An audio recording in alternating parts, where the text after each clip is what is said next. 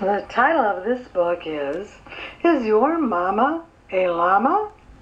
It's written by Deborah Guarino and it is illustrated by Steven Kellogg.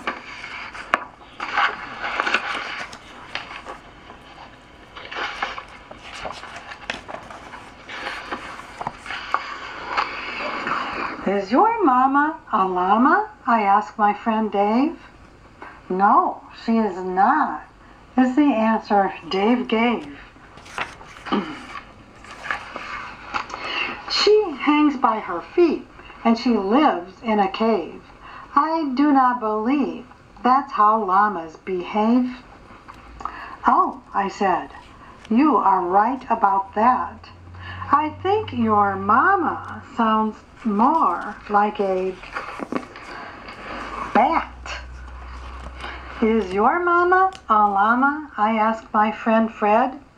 No, she is not, is what Freddie said. She has a long neck and white feathers and wings. I don't think a llama has all of those things. Oh, I said, you don't need to go on. I think that your mama must be a swan. Is your mama a llama? I asked my friend Jane. No, she is not, Jane politely explained. She grazes on grass and she likes to say moo.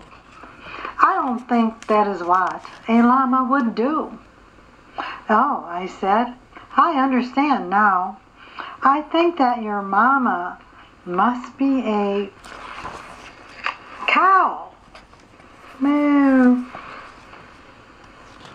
Is your mama a llama? I asked my friend Clyde. No, she is not, is how Clyde replied.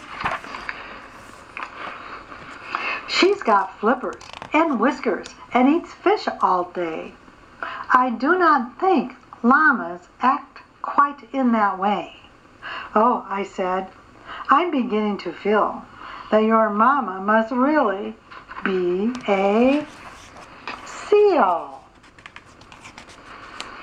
Is your mama a llama? I asked my friend Rhonda. No, she is not, is how Rhonda responded. She's got big hind legs and a pocket for me. So I don't think a llama is what she could be. Oh, I said, that is certainly true.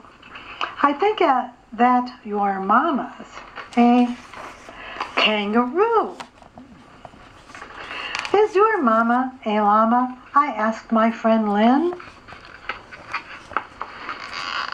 Oh, Lloyd, don't be silly, Lynn said with a grin. My mama has big ears, long lashes, and fur. And you, of all people, should know about her. Our mamas belong to the same herd, and you know all about llamas, 'cause you are one too.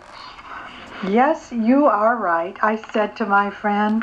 My mama's a llama.